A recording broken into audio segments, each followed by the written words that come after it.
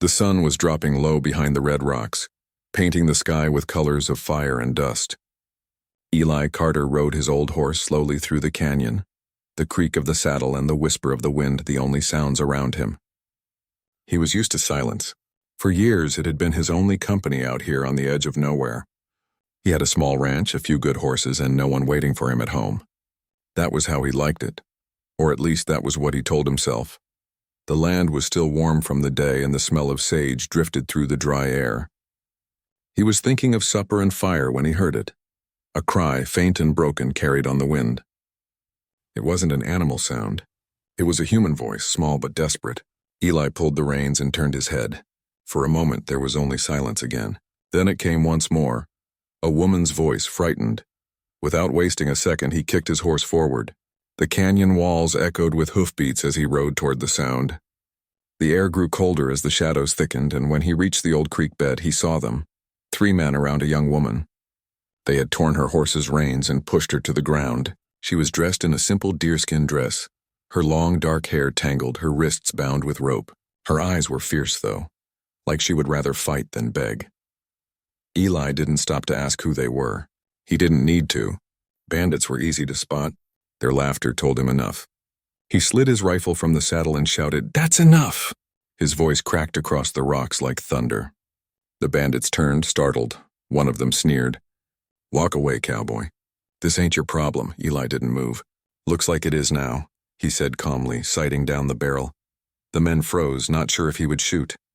The girl looked at him with wide eyes, unsure whether to trust him. The one with a knife took a step closer to her, holding the blade near her neck.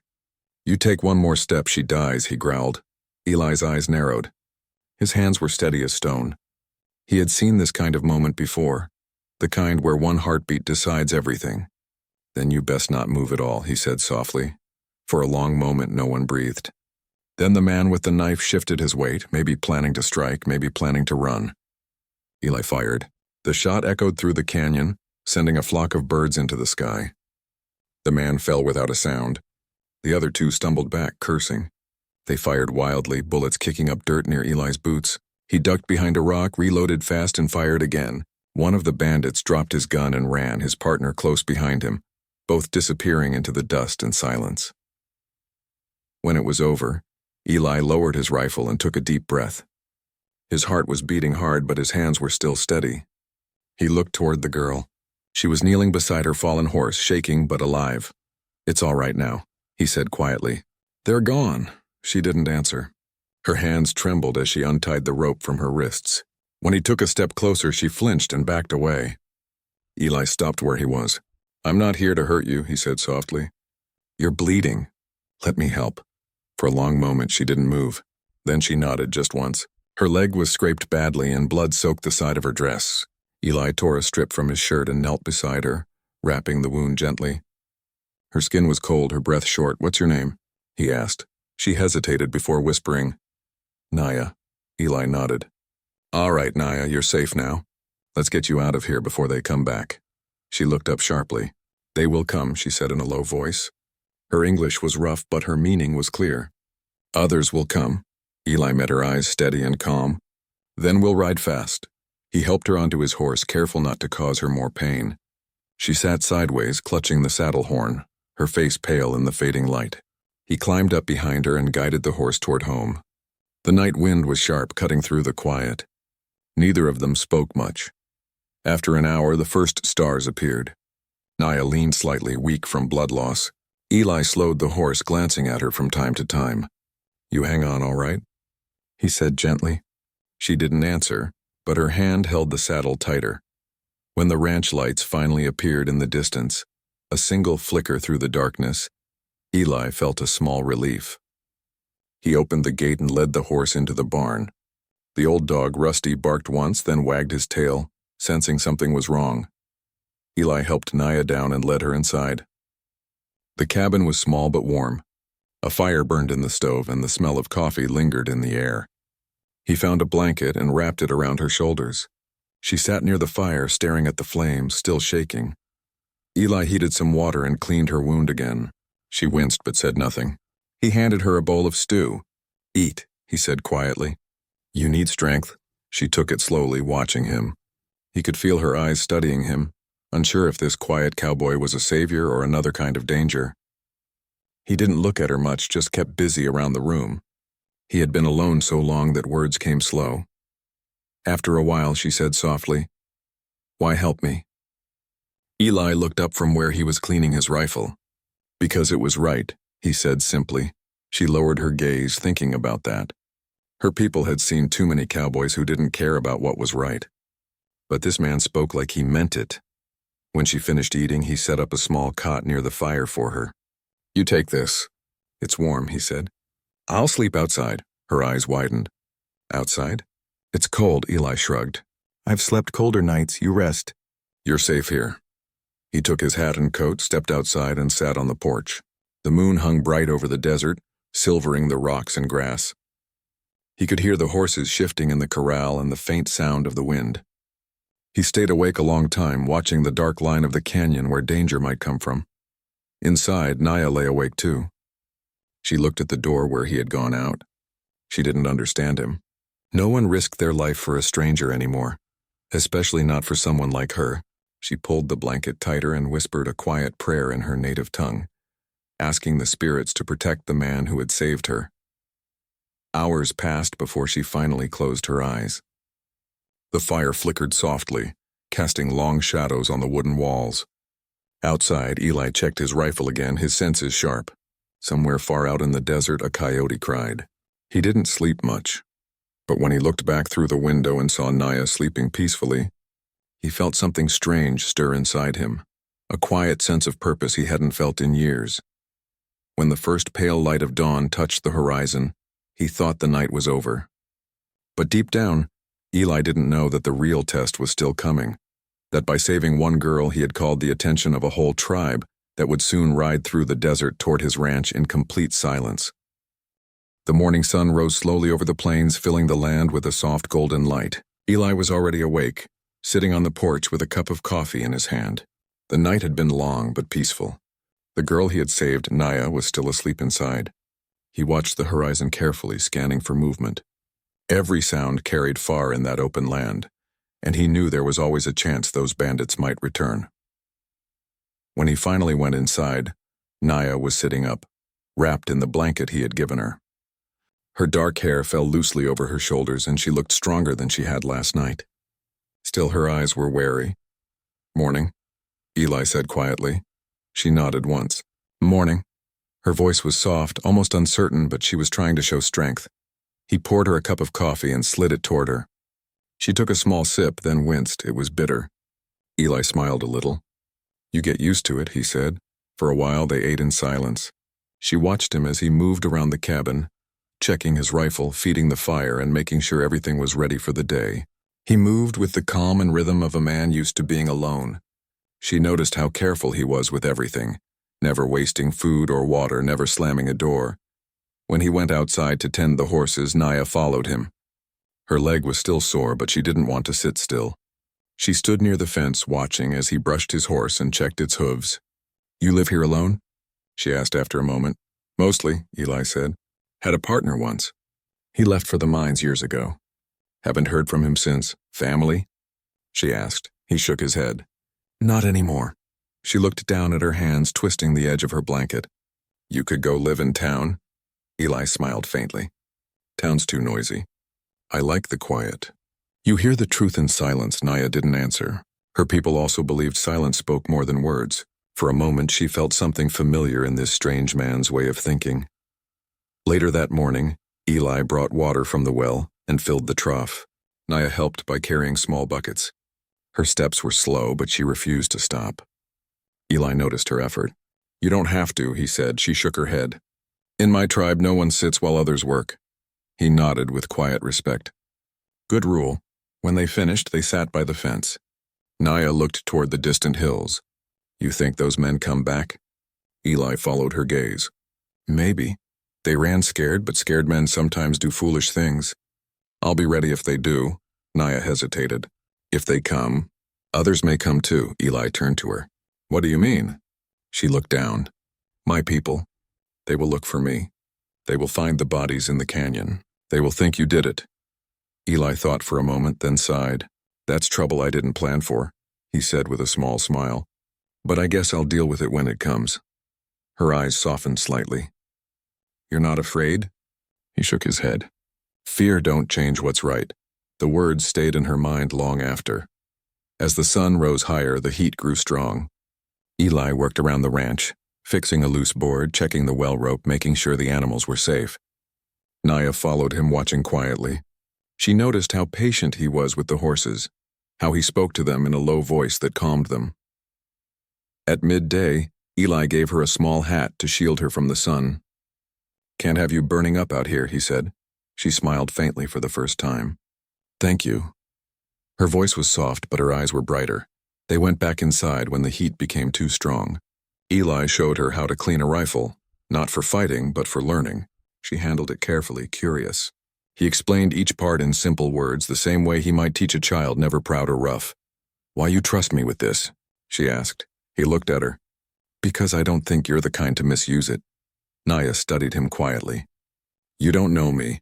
I know enough, Eli said. Evening came slowly. The light turned red and long shadows stretched across the land. They sat near the fire after supper. Eli played a quiet tune on his harmonica, a sad wandering song that echoed through the cabin like an old memory. Naya listened in silence. It was the first music she had heard since leaving her people. What is that song? She asked softly. Something my mother used to hum, Eli said. She was from the East. Said music keeps a man's soul from turning hard. Naya nodded. My people say songs call the spirits. They hear when hearts speak, Eli smiled. Guess our folks weren't too different then. For the first time, they shared a small laugh. It was quiet but real. Outside, the night was clear. The stars filled the sky like dust scattered across black velvet. Eli went to check the horses again. Naya stood by the doorway, watching him move through the dark with his lantern. His shadow stretched long on the ground, and she thought how strange it was. This man living alone in the middle of nowhere, yet calm like the earth itself. Inside the cabin, she folded her blanket neatly and looked around. Everything was simple, no fancy things, no signs of greed. Just the tools a man needed to live. She felt safe here, though she didn't know why. Later that night, she dreamed of the canyon again. The bandits, the fear, the sound of Eli's rifle. She woke up sweating, the fire almost dead. For a moment, she didn't know where she was. Then she saw Eli sitting outside by the porch, his lantern glowing faintly. He wasn't asleep. He was keeping watch again. She stepped to the door and whispered, You don't sleep? He looked up and smiled a little. Sometimes, but not when I got a guest who might be in danger. You already saved me once, she said. Why watch more? He looked at the stars. Because saving someone once don't mean they stay safe. World don't work that easy. Naya thought about that and went back inside. She lay down again, but sleep came slowly. Her mind was full of questions about this quiet man who risked everything for a stranger. Before dawn, she woke again. Eli was still on the porch, coffee steaming in his hands. The sky was pale blue now, and a cold wind blew across the plains. Everything seemed peaceful, too peaceful. The horses were restless, ears flicking toward the horizon. Eli noticed at first the strange silence. No birds, no morning calls. He stood up, eyes narrowing. Naya followed his gaze and saw something faint in the distance. Dust. A long line of dust rising from the far ridge. Her heart skipped. She knew that shape. That movement, her voice trembled. They are coming. Eli turned to her. Bandits? She shook her head slowly, her face pale. No, my people. Eli's hand tightened on his rifle. He wasn't sure if that was good news or bad. The silence grew heavier as the dust cloud drew closer. Naya's eyes filled with worry. You must not fight them, she said quickly. If they see you with me, they think you steal me. Eli's jaw set firm. I won't fight unless I have to. The sound of hooves rolled like distant thunder. Dozens, maybe more. The earth itself seemed to shake. Eli looked around at his quiet ranch, the fences, the barn, the open sky. There was nowhere to hide, nowhere to run. He looked at Naya once more and said calmly, Whatever happens, you stay behind me. By the time the sun rose over the horizon, the first riders appeared on the ridge, rows upon rows of silent Apache warriors, their faces painted, their horses still, and in that moment Eli knew the peace of the night had ended. The world had gone quiet again, but this time, The silence meant something else, something dangerous, and something about to begin. The early morning light spread over the wide plains, soft and golden, but there was no peace in the air. The ground trembled with the sound of hooves as dust rose slowly on the horizon. Eli stood on his porch, his rifle resting against the post, his jaw set hard. He didn't move, didn't blink. Naya stood just behind him, her hands gripping the doorframe so tight that her knuckles turned white. The riders appeared through the haze like ghosts from another world. First a few, then a dozen, then many, until the entire ridge was filled with Apache warriors on horseback. They came in silence, their faces painted in the red and black of the morning hunt. Their long hair blew in the wind, their eyes sharp and cold. Eli counted quickly, far too many to fight. 100 at least, maybe more. Naya's voice trembled. "It is my people." Eli nodded slowly. "I figured." She turned to him. "You must not raise your weapon. They will think you are enemy." He gave her a faint smile, though his eyes never left the riders. "I'm not planning to start a war before breakfast." The warriors rode down from the ridge, fanning out across the open land, surrounding the small ranch like a tightening circle. Not one of them spoke. The sound of hooves and the creak of leather filled the air. The horses snorted and stamped as they came closer, forming a wall of muscle and power around Eli's home. Naya stepped forward, lifting her hands to show peace. She called out something in her language, a string of quick, soft words that Eli couldn't understand. Her voice was strong, but he could hear the worry behind it. The lead rider, an older man with silver in his hair and eyes as dark as the canyon night, dismounted slowly. He carried himself with quiet strength. "That's him," Naya whispered. "Chief Greyhawk." Eli nodded once. "Your kin?" She swallowed hard. "My uncle." The chief walked toward them, his boots silent on the dry earth. He stopped 10 feet away from Eli and looked at him for a long, heavy moment. Neither spoke. The air was still as stone. Finally, the chief said in rough English, "You are the one who took her." Eli shook his head calmly. "I'm the one who saved her." A murmur moved through the circle of warriors. Some shifted in their saddles. A few raised their bows slightly, the sound of the strings tightening like dry branches bending. Naya stepped forward quickly and spoke to her uncle in Apache, her words fast and full of feeling. Eli couldn't understand, but he knew she was telling the truth. The chief listened, his face unreadable. When she finished, he looked at her, then at Eli again. "You killed men," the chief said. Eli nodded. "They were bandits. They'd have hurt her if I didn't." The chief's eyes narrowed slightly. "You could have walked away." "Could have," Eli said. "Didn't feel right." There was a long silence. The chief studied him closely as if trying to see inside his soul. Behind him, the warriors waited, still and patient as carved statues. Finally, the chief took a deep breath. "In our land, a man's reason decides his worth," he said. "But blood calls for blood. My niece was taken, my brother's child. We came for her." Naya said something quickly in her tongue, shaking her head. The chief raised a hand for silence. Then he turned back to Eli. "You give her back, and you walk away alive." Eli looked at Naya, then at the chief. "She's free to go," he said quietly. "I didn't keep her here. She stayed because she was hurt. I meant no harm." The chief frowned. "And yet she sleeps under your roof." Eli's voice stayed calm. "Under my roof, no one's harmed. That's the rule." The older man's gaze softened a little, though his men still watched closely. "You speak bold, cowboy." "Just plain honest," Eli said. Naya stepped between them then, her small frame standing tall. She spoke again to her uncle, her tone softer this time. She pointed toward Eli, then toward the sky, then back at herself. The chief listened. His face changed slightly, not anger but thought. When she finished, he nodded once and placed a hand on her shoulder. Then he turned back to Eli. "She says you gave her food, water, and safety. You did not take what was not yours." Eli nodded once. "That's right." The chief studied him again, then slowly turned to his men. He said something short in Apache. The warriors lowered their weapons but did not move away. The chief looked back at Eli and said, "You killed to protect her. For that you have my thanks, but you killed on our land. For that you owe a debt." Eli didn't flinch. "Tell me what kind of debt." The chief stared at him for a long moment, then said, "A man's word is his bond. You will stand before our council, and we will decide if you are friend or fool." Eli nodded. "Fair enough." The chief gave a short nod, signaling 2 riders. They dismounted and walked forward, inspecting Naya's wound. When they saw the careful wrapping of clean cloth and herbs, one of them murmured something approving in their tongue. The chief noticed it too. "You tended her wound," he said. "Did what I could," Eli replied. The chief's eyes softened slightly. He looked at his niece, who was now standing beside Eli. "You trust him?" he asked her in English. Naya hesitated for only a second, then said quietly, "Yes." The word hung in the air like the last drop of rain before a storm. The chief looked between them and nodded slowly. "Then his life is safe for now." Eli let out a breath he hadn't realized he was holding. The warriors relaxed, though their eyes stayed sharp. The chief turned to his men. "Bring water. Feed his horses. No harm today." It was a small order, but it changed everything. Warriors dismounted, leading their horses to the troughs. Some gathered near the barn, speaking quietly among themselves. Naya helped them, her face brighter now that blood would not be spilled. Eli stood watching, unsure what to do. The chief walked up beside him, silent for a long moment. "You are alone here," he said finally.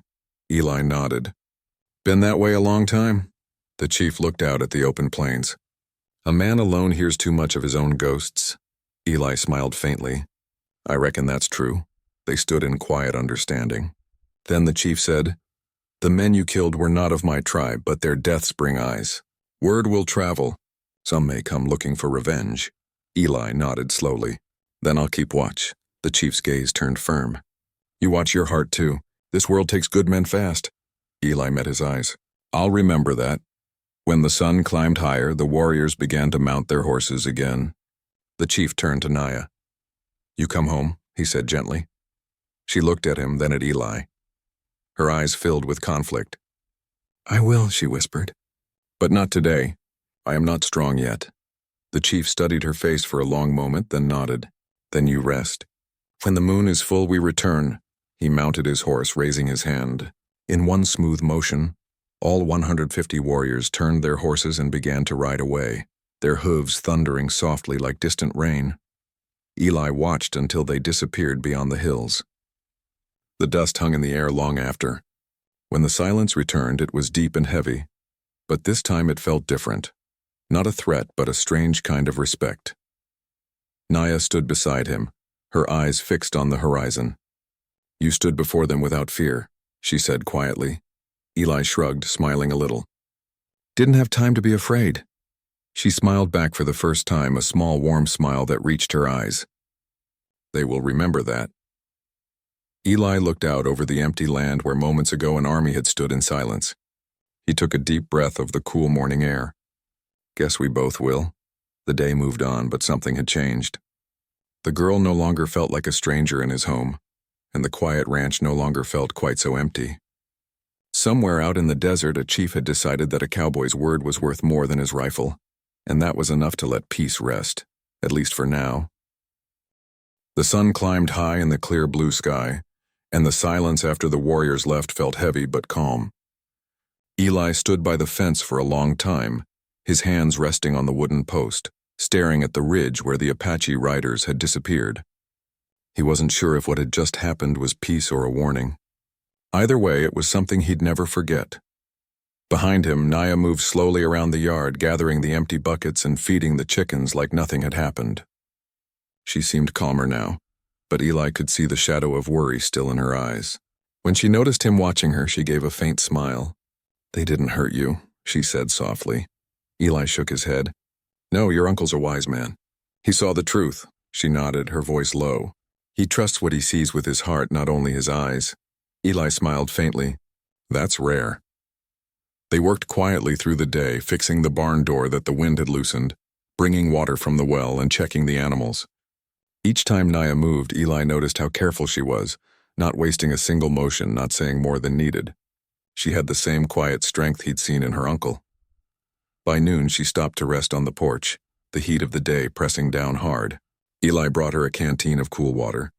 She took a drink and said, "My uncle will tell our council what happened. They will send a sign." "What kind of sign?" Eli asked. "A gift or a warning," she replied simply. "It depends what they decide." Eli nodded, not asking more. He wasn't sure what kind of gift or warning a tribe could send, but he figured he'd find out soon enough. That night, as the stars came out, The air turned cool again. The world seemed peaceful. The horses were calm, the crickets sang softly, and the fire inside the cabin burned low and warm. Naya sat by it, combing her long dark hair. Eli was cleaning his rifle near the window, but his mind wasn't on the weapon. He was thinking about what the chief had said, that a man alone hears too many ghosts. He looked over at Naya. "Your people," he began. "They believe in signs and spirits?" She nodded slowly. "Yes, the world speaks if you listen. Sometimes the wind carries warnings. Sometimes a bird song brings news."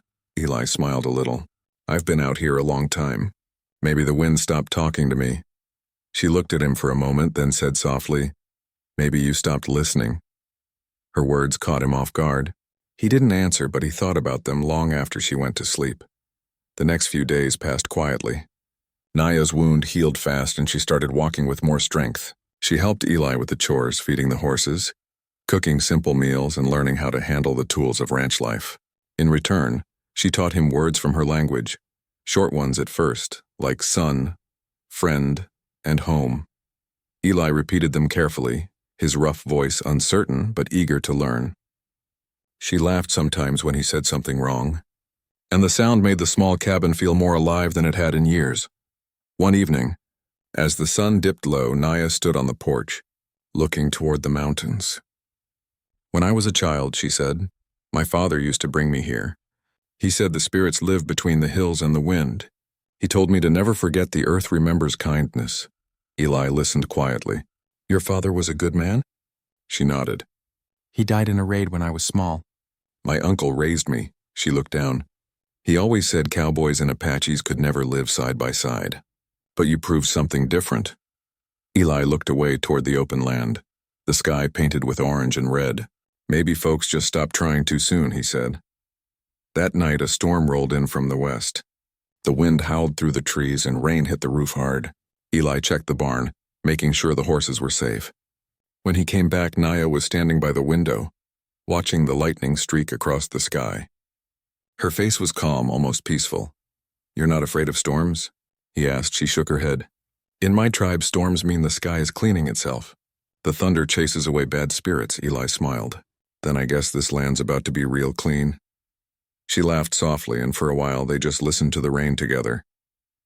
The firelight flickered across her face, and Eli saw how strong she looked, someone who had suffered but didn't break. When morning came, the storm was gone, leaving the air cool and clear. As Eli stepped outside, he froze. On the ground near the gate was a small bundle wrapped in deer hide, tied neatly with a strip of red cloth. Naya followed him out. Her eyes widened when she saw it. "It's a gift," she whispered. "They came in the night." Eli knelt and unwrapped the bundle. Inside was a necklace made of turquoise and bone, with a small carving of an eagle at its center. Beside it lay a simple wooden arrow with no head, just a smooth, polished shaft. "What does it mean?" Eli asked. Naya smiled faintly. "Peace. The arrow without a head means no war. The eagle means respect." Eli turned the necklace in his hands, the stones cool against his skin. "Your uncle kept his word," she nodded. "He has seen your heart." Eli looked up at her, the morning sun lighting her face. "Guess that means I can stop waiting for trouble." "Maybe," she said softly. "But you should still listen to the wind," he chuckled. "Always do." Over the next week, the ranch began to feel less like a lonely outpost and more like a home. Naya planted herbs near the porch, showing Eli how to use them for healing and flavor. She sang sometimes while she worked, soft songs in her language that blended with the wind. Eli didn't understand the words, but he liked the sound. It felt like the land itself was humming. One afternoon, Eli found her sitting by the fence, weaving small beads onto a strip of leather. "What's that?" he asked. She smiled. "A charm. For you." He raised an eyebrow. "For me." She nodded. "It keeps away bad dreams." She handed it to him, her fingers brushing his. "You help others sleep without fear. You should also sleep in peace." Eli looked at the charm, simple but beautiful. "Thank you," he said quietly. She smiled. "You listen to the world now. You don't hear ghosts anymore." He looked at her for a long time, then nodded. "Maybe I just needed someone to remind me." That evening, as the sun sank and the land turned gold, a figure appeared on the horizon. Eli squinted and saw a single rider approaching. It was Chief Greyhawk. He rode slow, unarmed, carrying a small pouch over his shoulder. Naya ran to meet him, her face lighting with joy. The chief dismounted, hugging her briefly before turning to Eli. "You kept your word," he said. "My niece is safe and well. The spirits have spoken." Eli nodded respectfully. "I just did what anyone should have done." The chief smiled slightly. Not everyone would. He reached into his pouch and pulled out a folded cloth, a handmade blanket woven with bright red and gold patterns. He handed it to Eli. "This is from our people. It means honor. You are welcome in our land." Eli took the blanket carefully, feeling the weight of its meaning more than its fabric. "I don't know what to say." "Say nothing," the chief replied. "The wind has already spoken for you." He turned to Naya and spoke softly in Apache. She listened, then nodded. The chief mounted his horse again. Before he left, he looked at Eli and said, "A man who listens to the earth walks with it. Take care of her and she will take care of you." Eli bowed his head. "I'll remember that." The chief rode away into the fading light. Naya stood beside Eli, watching until he disappeared behind the hills. She whispered, "He trusts you now." Eli looked at her and smiled. "Then I guess I'm a lucky man." The wind blew softly through the grass, carrying the scent of rain and dust. The land was quiet again, but this time it wasn't the silence of loneliness. It was the peace that comes when two worlds finally understand each other. And though neither of them said it, both knew something had changed between them. Something neither the storm nor time could wash away. Days turned into weeks, and life on the ranch began to feel peaceful again. The land had healed after the storm. The air was clean, and the smell of wild grass drifted across the valley. Eli worked from dawn to dusk as always. But now there was laughter in the air, quiet and rare, carried by Naya's gentle voice. She had brought something to his life that he didn't even realize he had lost. Warmth. Every morning she helped with the animals, humming softly as she worked. The horses seemed to like her. Even the nervous mare that no one could calm now let her braid its mane. Eli often watched her from the porch, smiling to himself. The once quiet ranch now had a rhythm. Two people working side by side, sharing small words, simple meals, and the kind of silence that felt comfortable instead of lonely. One cool morning, Naya came out with a bundle of herbs and a small clay bowl. "Your horse hurt his leg," she said gently. "I can help." Eli nodded and followed her to the stable. She mixed the herbs with warm water, making a paste, and rubbed it gently over the horse's leg. The animal stood still, calm under her hands. Eli watched her skill, impressed. "You know a lot about healing," he said. She smiled faintly. "My mother taught me. In our tribe, everyone learns to help. We use what the earth gives." Eli nodded slowly. "Your people got wisdom in their ways. And you," she said, glancing at him, "have kindness in yours." He didn't answer. He just looked at her for a moment, then went back to checking the saddle straps. But deep inside, her words stayed with him. That evening, the sky turned orange and purple. Naya cooked corn stew while Eli mended an old saddle. The firelight flickered on the walls, and the sound of the crickets filled the night. She placed a bowl in front of him and said with a small smile, "For a man who fights storms and feeds horses before eating." Eli chuckled. "You watch too much." "I see what is," she said simply. They ate in silence for a while.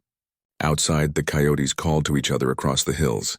When they finished, Naya took out the woven blanket her uncle had given Eli and spread it over his shoulders. "You keep this close," she said softly. "It means the spirits walk with you now." He looked at her with quiet eyes. "You sure they'd follow a man like me?" She smiled. "They already do. You saved one of their own." The firelight glowed between them, warm and steady. Eli didn't know how to speak what he felt, but he knew that his world had changed because of her. Over the next days, they shared stories about their pasts.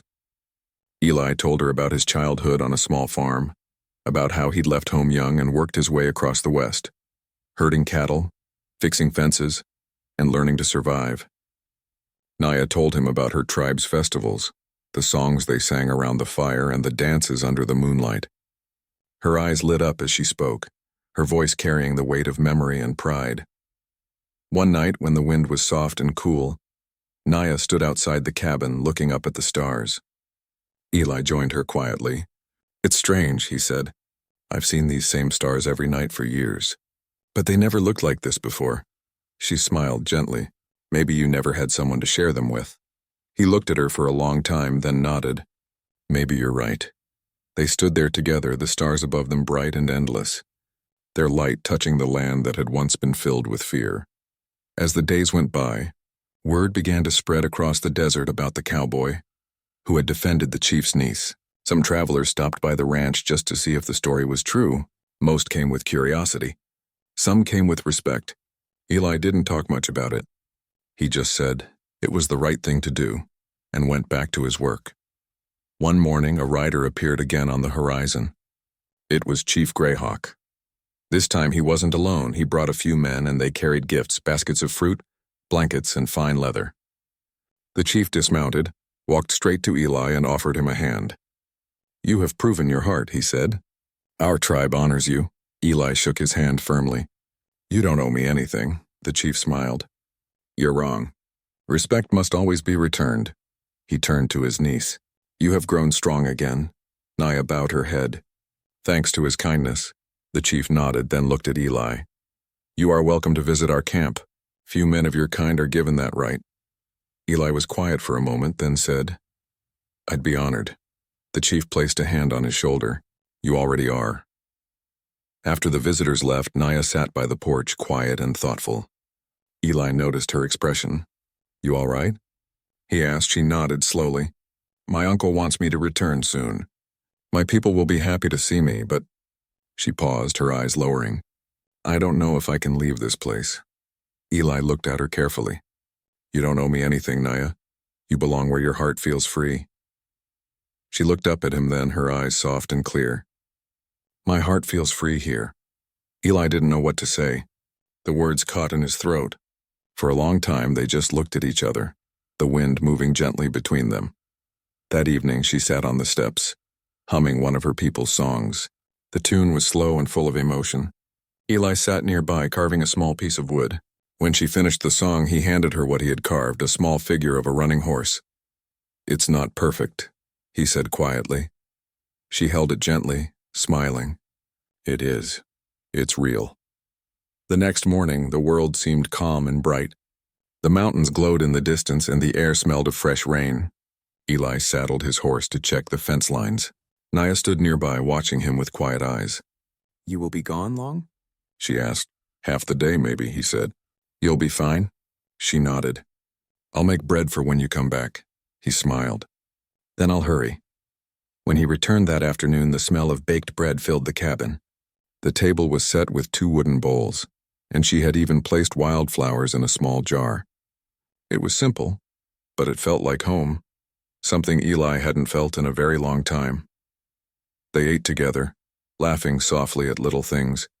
Afterward, they sat outside watching the sunset. The land was painted gold, the same color as the necklace of peace the tribe had left weeks before.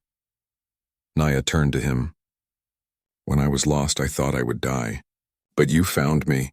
You gave me more than life. You gave me peace. Eli looked at her, his voice low. Maybe we both found something we were missing. She smiled, her eyes shining in the fading light. Then maybe the spirits meant for us to meet. He nodded slowly. I reckon they did.